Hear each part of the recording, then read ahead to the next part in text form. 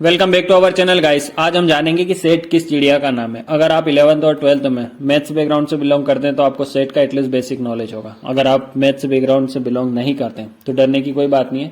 हम इस लेक्चर में सेट को पूरी तरह से जान लेंगे। तो हम यहाँ पर एक पाइथन की नई फाइल बनाते हैं, उसका नाम रख लेते हैं Tut11, क्योंकि इस सीरीज का ये हमारा 11th लेक्चर है। पिछले वीडियोज अगर आपने नहीं देखे तो उनको जाकर देख लीजिए, क्योंकि हम स्टेप बाय स्टेप एक एक चीज को यहाँ पर पाइथन में कवर कर रहे हैं। मैं यहाँ पर क्या करता हूँ, एक एम्प्टी सेट प्रिपेयर करता हूँ, तो उसको हम सेट और पैरेंथेसिस से डिजाइन करते हैं। अब हमारा सेट यहाँ पर एक बन चुका है। इसको अगर हम रन करेंगे तो आपको पता ही है कि कुछ भी रिटर्न नहीं करेगा, क्योंकि हमने अभी तक प्रिंट स्टेटमेंट नहीं लगाया। अब मैं यहाँ पर लिखता हूँ प्रिंट और टाइप ऑफ एस लिखता हूँ। इससे क्या होगा आपको पता ही है, इससे आपके ऑब्जेक्ट का टाइप पता चल जाएगा। तो देखिए ये एक सेट है, यहाँ पर देखिए आप ध्यान से, आउटपुट स्क्रीन पर लिखा है क्लास सेट, मतलब हमने जो यहाँ पर प्रिपेयर किया है वो एक एम्प्टी सेट है। ये आपको पता चल गया है कि आपको टाइप कैसे चेक करना है। अब आते हैं हम आगे।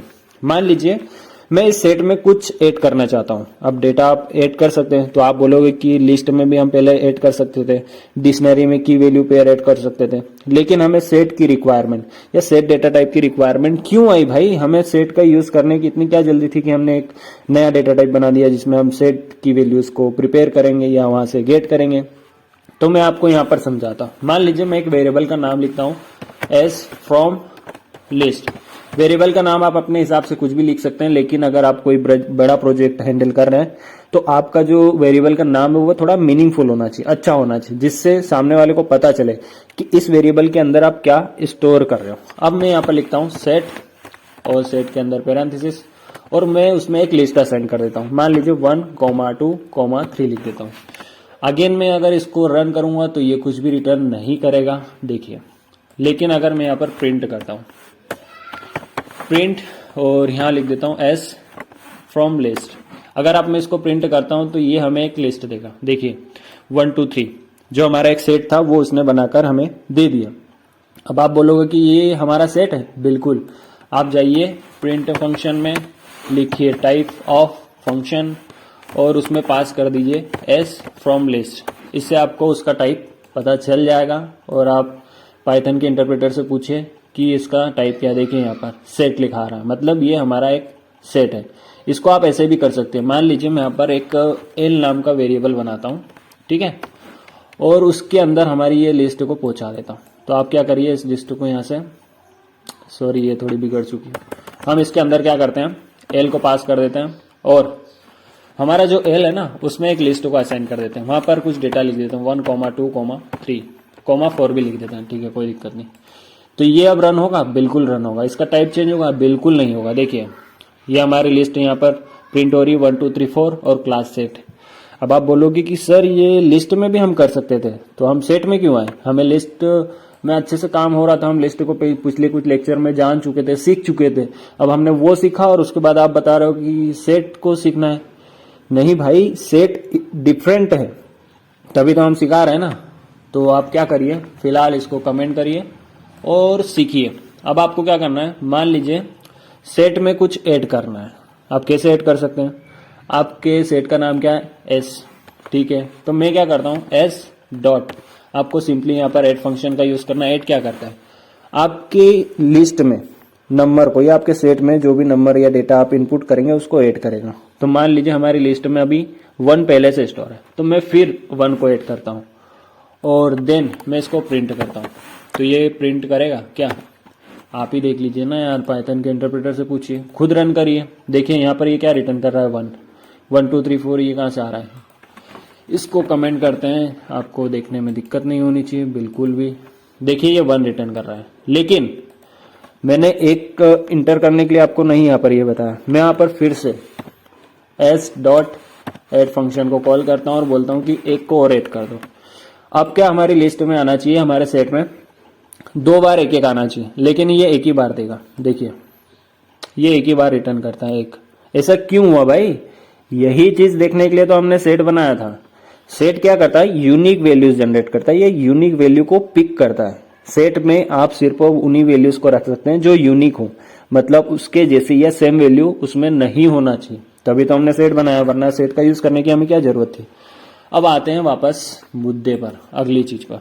तो फिलहाल हम इसको क्या करते हैं, बिल्कुल कतई कमेंट कर देते हैं, इसका यूज नहीं है हमारे पास। हम क्या करते हैं, S1 नाम से एक और बनाते हैं और उसमें क्या कर देते हैं, कुछ डेटा स्टोर करेंगे। मान लीजिए एक लिस्ट बना देते हैं, और सॉरी सेट का यूज कर रहे हैं ना हम, तो हम यहाँ पर एक सेट बना देंगे, उसमें एक लिस्ट असाइन कर देंगे, उसमें कुछ डेटा रखेंगे 1 2 3, ठीक है, इतने काफ़ी है।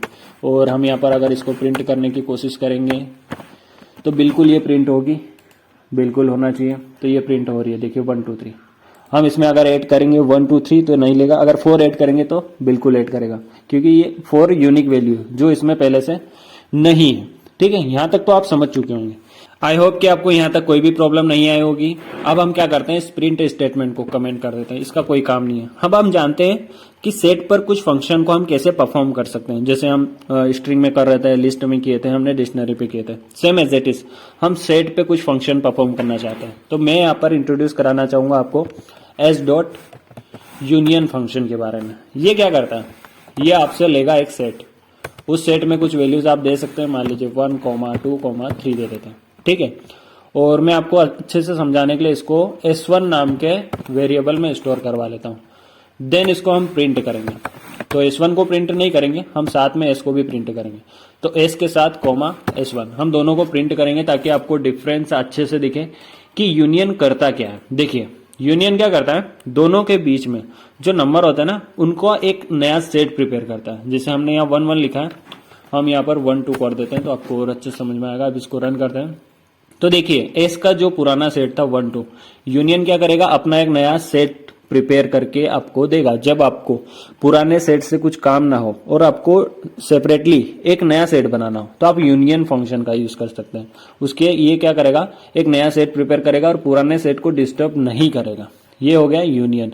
अब हम जानते हैं और फंक्शन के बारे में। मान लीजिए यहाँ पर और फंक्शन है, जैसे हम यहाँ पर लिखते हैं इंटरसेक्शन, ठीक है। इंटरसेक्शन क्या करता है, इंटरसेक्शन फंक्शन क्या करेगा, आपको रन करके दिखा देता हूं। इंटरसेक्शन फंक्शन क्या करता है, दोनों के बीच में दो जो सेट होते हैं ना, जैसे हमारे पास S सेट है, S1 सेट है, दोनों में जो कॉमन वैल्यू होती है उनको डिटेक्ट करता है। जैसे हमारे सेट में कॉमन वैल्यू है 1 और 2, देखिए यहाँ पर 1 2 है और हमने ऐड किया था 1 2, तो सेम एज इट इज यहाँ पर भी कर रहा है, 1 2 रिटर्न कर रहा है। तो इंटरसेक्शन क्या करता है, दोनों के बीच में जो दोनों सेट में कॉमन वैल्यूज होती है ना, उनको डिटेक्ट करता है। मैं आपको यहाँ पर बिल्कुल ये बताकर बोर नहीं करूंगा कि आप जैसे यहाँ पर क्या कर सकते हैं, लेंथ फंक्शन की मदद से आप S की लेंथ चेक कर सकते हैं। जैसे यहाँ पर उसकी लेंथ है, इसकी लेंथ है 2। आपको मैं यहाँ पर ये भी नहीं बताऊंगा कि अगर आपको उस फंक्शन की मिनिमम वैल्यू गेट करना है तो हम मिनिमम फंक्शन का यूज कर सकते हैं। इसको अगर हम रन करेंगे तो ये 1 रिटर्न करेगा। मैं आपको ये भी नहीं बताऊंगा कि आप यहाँ पर अगर मैक्सिमम फंक्शन का यूज करते हैं तो वो आपको मैक्सिमम वैल्यू देगा उसकी, तो ये भी मैं आपको नहीं बताना चाहता। और क्या है, बहुत सारी चीजें आपको यहाँ मैं बता सकता हूँ, लेकिन ये बताकर मैं आपको बोर नहीं करूंगा। अगर आप मैथ्स बैकग्राउंड से बिलोंग करते हैं तो आपको बहुत सारी चीजें पता होगी, नहीं है तो अगर सेट में आपको ज्यादा इंटरेस्ट नहीं है तो आपको ज्यादा डीप में इसमें घुसने की जरूरत भी नहीं है। आपने मेन जो डेटा टाइप है, लिस्ट है, डिक्शनरी है, स्ट्रिंग है, इन पर ज्यादा फोकस करें, ये ज्यादा यूज में आते हैं आपके प्रोजेक्ट में। मैं आपको एक चीज और यहाँ पर दिखाता हूँ। मैं यहाँ पर एक फंक्शन और आपको समझाना चाहता हूँ जो बहुत ज्यादा इंपॉर्टेंट है, जिसके बारे में आपको पता होना चाहिए। उसका नाम है इस डिसजॉइंट। इसका क्या काम है, मान लीजिए आपके पास S1 नाम का कोई वेरिएबल है, उसमें आपने कुछ डेटा स्टोर किया, मान लीजिए एक सेट बना देते हैं और आप अच्छे से समझ जाएंगे। उसमें स्टोर करते हैं 4 5 6, ठीक है। अब हम प्रिंट करते हैं इसको, तो प्रिंट करेंगे तो हमारा जो S सेट है डॉट इस डिसजॉइंट फंक्शन का यूज करेंगे। ये फंक्शन क्या करता है, इस फंक्शन में हम S1 को पास कर देते हैं। ये क्या करता है, ट्रू और फॉल्स में हमें वैल्यू रिटर्न करता है। जैसे हमें बुलियन वैल्यू गेट करना होता है तो हम क्या करते हैं, ट्रू और फॉल्स का यूज करते हैं। सेम एज इट इज ये रिटर्न करता है। देखिए ये अभी फॉल्स रिटर्न करेगा, सॉरी ट्रू रिटर्न करेगा। क्यों, क्योंकि ये सेम एज इट इज हमारे S1 फंक्शन जैसा नहीं है। जैसे S सेट में हमारे क्या वैल्यू है 1 और 2, और S1 में क्या है 4 5 6। अगर मैं इसको चेंज कर दूं, क्या कर देते हैं यहाँ पर 1 2 कर देता हूं, अब ये क्या रिटर्न करेगा, फॉल्स करेगा। देखिए 100% ये फॉल्स कर रहा है। तो आई होप कि आपको ये फंक्शन समझ में आएगा। जब वैल्यू सेम होती है ना दोनों सेट में, तो ये ट्रू रिटर्न करता है, अगर सेम नहीं है तो फॉल्स रिटर्न कर देगा। तो आपको ये समझ में आ चुका होगा। और मैंने आपको यहाँ पर एक फंक्शन नहीं बताया है, उसका नाम है रिमूव फंक्शन। रिमूव फंक्शन उतना ही आसान है जितना उसको लिखना। मान लीजिए मैं यहाँ पर लिखता हूँ S डॉट रिमूव फंक्शन, और रिमूव में कुछ वैल्यू हमें देना होगी तो मैं यहाँ पर 2 देता हूँ। देन उसके बाद मैं इसको प्रिंट करता हूँ, प्रिंट एस, ठीक है, कोई दिक्कत नहीं। अब ये पुरानी लाइन जो है इसको कमेंट कर देते हैं, इसका कोई काम नहीं है, ये कोड मैं आपको बाद में दे दूंगा। अब मैं इसको रन करता हूँ तो हमारे सेट में एक ही वैल्यू आएगी, देखिए 1, जबकि हमने ऐड किए 2। अगर मैं और ऐड कर देता हूँ, मान लीजिए, सॉरी, मैं यहाँ पर क्या करता हूँ, बहुत सारे नंबर ऐड कर देता हूँ, बहुत सारे नहीं, मतलब 3-4 ही कर रहा हूँ। आपको और ऐड करना है तो आप कर सकते हैं, कोई दिक्कत नहीं। मैं यहाँ से 2 को रिमूव कर रहा हूँ। अब देखिए हमारा जो सेट है वो अपडेट होकर आएगा और उसमें से 2 रिमूव हो चुका है। तो रिमूव फंक्शन क्या करता है, आपके सेट में से रिमूव करता है। ये पहले हम स्ट्रिंग में, लिस्ट में, डिक्शनरी में जान चुके हैं, लेकिन मेरा काम है आपको बताना, हर एक चीज एक्सप्लेन करना। अगर और कुछ जानना चाहते हैं सेट के बारे में तो आप कमेंट सेक्शन में पूछ सकते हैं। वैसे अगर आप मैथ्स बैकग्राउंड से बिलोंग करते हैं तो आपको थोड़ा बहुत नॉलेज होगा। देन अगर आपको सेट में ज्यादा इंटरेस्ट नहीं है तो आप ज्यादा डीप में मत जाइए। सेट का ज्यादा यूज हम प्रोजेक्ट वगैरह में नहीं करते, लेकिन जहां पर हमें यूनिक वैल्यूज का यूज करना होता है, जहां पर हमें यूनिक वैल्यूज जनरेट करना होता है, जैसे फॉर एग्जांपल रोल नंबर हमारे स्कूल कॉलेजेस में होता है, वो यूनिक होते हैं, तो वहां पर हम सेट का यूज करेंगे। उसको स्टोर करने के लिए सेट का यूज करेंगे। और भी यूनिक नंबर होते हैं, जैसे हमने करेंसी का जो नंबर होता है वो भी यूनिक होता है। हमारे मोबाइल नंबर वो भी यूनिक होते हैं। तो ऐसी बहुत सारी दुनिया में चीजें हैं जिनको आपको यूनिक रखना है या यूनिकली स्टोर करना है कहीं ना कहीं, तो उसके लिए हमें सेट का यूज करना पड़ेगा। लेकिन वही काम आप बेसिकली इस लिस्ट और डिक्शनरी में की वैल्यू PS और लिस्ट में डेटा की सहायता से कर सकते हैं, लेकिन जब यूनिक बात आती है तब हमें सेट का काम होता है। तो आई होप की जितनी रिक्वायरमेंट है सेट की उस हिसाब से तो हम सीख चुके हैं, और जो मेन फंक्शन थे वो सारे ही हमने आपको यहाँ पर एक्सप्लेन कर दिए हैं। तो इनको एक बार आप प्रैक्टिस करिए अपने सिस्टम पर, सेम एज इट इज रटना नहीं है, आपको इनको प्रैक्टिस करना है आपके हिसाब से। आप सिर्फ यहाँ से क्या करिए, फंक्शन के नाम पिक कर लीजिए। हमारे जो अभी हम आपको पढ़ा रहे हैं यहाँ से सामने स्क्रीन से, आप फंक्शन के नाम कहीं ना कहीं कॉपी पर नोट्स बनाकर या कहीं ना कहीं लिख लीजिए कॉर्नर पर।